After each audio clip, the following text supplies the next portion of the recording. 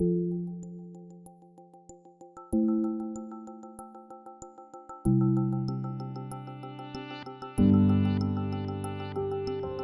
know, actually it'll be 3 years in December, we moved to an open office environment. And part of the discussion around moving from what we were in traditionally, which were the exterior offices, to this open office environment is for collaboration and for folks to share their ideas and thoughts and opinions and continue to challenge ourselves that yes, this is going well, but how could we make it even better? So I think that setting that environment and that culture as part of your environment is key. The other thing I would say is you have to lead by example.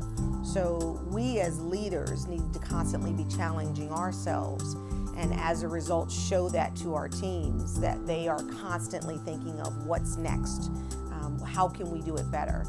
The other thing that I would say that I think that is important is competition. Everyone is really stepping up their game. And so taking a look at the cities that you're competing against, or destinations that you're competing against, and making sure that you're staying on top of your game. I think competition forces you to think outside the box. I think that you have to create a culture, first and foremost, that people are excited about coming to. And that really needs to be all the way from anybody in the C-suite down to the people that are greeting, the receptionists that are greeting the people coming in the door. I think you have to give ownership. It's kind of an old cliche, but you have to have, every person has to feel like they own a piece of the success, and you got to be inclusionary in celebrating that success. So that's where you keep them motivated and engaged and involved and feeling like their position matters, their contribution matters. I enjoy what I do. And because I enjoy what I do, I don't look at the clock per se. Yeah. When I get up in the morning, I want to come to work, and I want people to work with me that want to come to work and make that a part of their lifestyle. The reality is, even with millennials, they may come in at 10 o'clock, but they're still there at 11 p.m. Yeah. Or they may be working Right. just as many hours. And I think that part of the culture is not to assume that just because someone is not there at 8 a.m. when you're there, that when you're at home at 5 or 6, they're still doing their job. And let's dispel and do away with pointing fingers and focus on getting the job done. I try to portray what I have learned from others, and I was always best when I was not micromanaged. I was always best when I was given responsibility and held accountable, but had the ability to make some mistakes and fail. And so I think one of the things that I have always tried to do is not manage by fear, but tell people this is your job, you're responsible for it, I'm not going to micromanage you. And if you fail, you're not going to get fired. We have to fail. And so I think what I have learned is watching either brands or people in the industry who can communicate what the goal is and what the end is. And that there's several ways to get there. I really don't think we're the kind of industry that's on a railroad track. We kind of have maps in front of us and compasses, and we can find a lot of ways to get to where we're going. And so it's that motivation of trying to meet a goal collectively with this ability to not be fearful of what's going to happen if you either don't meet the goal or don't do it the right way. Celebrating the small successes, praising the people for doing the good work. When they make mistakes, instead of going to them and saying, you made a mistake here, going to them and saying, I think I've goofed. I haven't helped you enough understand what it is we need to do. This is what I need you to do. So, constantly, again, creating that atmosphere. I treat my front line folks like I would treat my customers, and I consider my staff to be my customer. If I don't take care of them, then how can I expect them to take care of the folks who are coming to the venue? Well, a very strong recognition that you have to celebrate creativity, innovation, and really showing a level of proactive efforts. It's not sufficient just to be comfortable.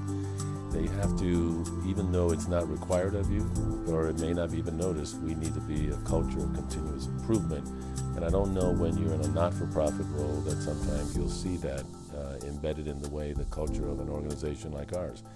Because you may not have shareholders, you don't have share price, you don't have a bottom line particularly, but you still want to motivate the team to feel that they're contributing the same way as if you were. So implementing those same procedures, philosophies, and approaches to our business as if you were a for-profit is probably what I've tried to emphasize as much as I can. And I find that people are more excited by that, because because now they realize that what they have to do every day is meaningful and it can make a difference, even if you're not seeing any form of actual transactions like you did if you were in a for-profit company. So I think a really important thing that reflects positively on the organization, on my role as a leader in the organization, is the ability for our staff people to go on, whether they go on and move up in our organization or they go on and move forward in another organization in a leadership role. I think that speaks really highly about our role as an organization. We're trying to cultivate leadership. And whether they stay with us or whether they go somewhere else, I'm proud of them. I'm proud of them if they go on to be a CEO of another organization. And I think what you have to do is you have to incentivize them.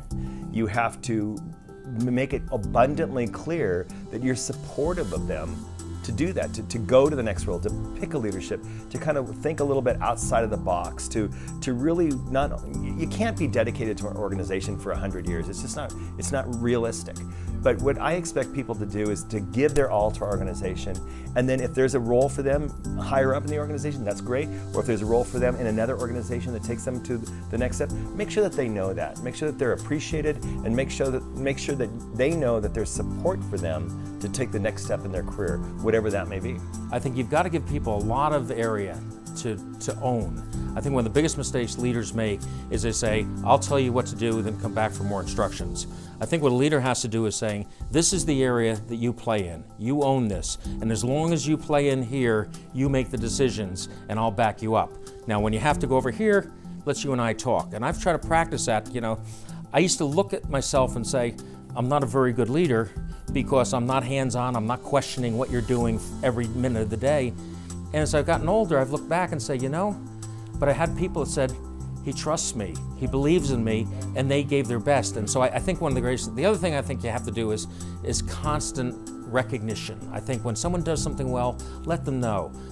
You don't have to be the leader to take credit for things. I try and find any instance I can to celebrate somebody for what they've done. We regularly talk to our team about eliminate a stupid rule, or what really would make a difference. And usually it's pretty low-hanging fruit. You want to wear your flip-flops to work. We live in California, so you want to wear your flip-flops to work on a Friday. That might be a little over the edge because our hoteliers get a little iffy about that. But we do have Jeans Friday, and we do have flex schedules, and we do have opportunities to volunteer in the community to give back. And those opportunities on work time are really important to millennials. It's really important to some of our more senior generations to be able to share their knowledge and to be able to interact and feel valued, and most certainly they are. They bring some great experience to the table. So it's really cool to see people sharing and teaching and talking about what the different values are. Ultimately, the core value that they have is that they believe in what we do and what that mission is, and so we work from there. We focus on the fact that within 5 years, the millennials will be the largest workforce that exists that we'll be working with or for. When we entered the industry, you must wear a suit, you must be on time, you must work all these hours. Yeah, right. And millennials are quite frankly looking for a balance immediately. We think about a balance as we're looking at perhaps retiring. Yeah. And we have to change our philosophies, and that means everything from especially the creative folks coming in at hours that work best for them, because they're still in the office at 9 or 10 o'clock when I leave. So let's not be too stringent with our philosophies as to what is the recipe for success. Let's make sure that we set the office up to really focus on the goals and try to find ways to make sure that this is an environment that, quite frankly, everyone enjoys. And I think the most interesting thing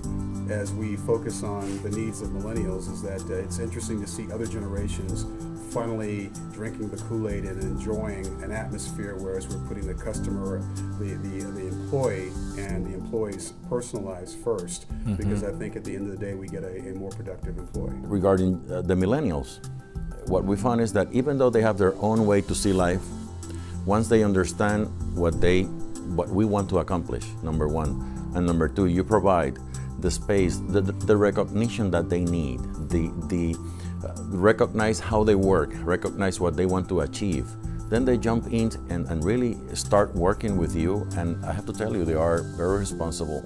We have a lot of things that have been achieved, and especially they are very innovative, and the kind of ideas they're bringing to the table are helping us tremendously.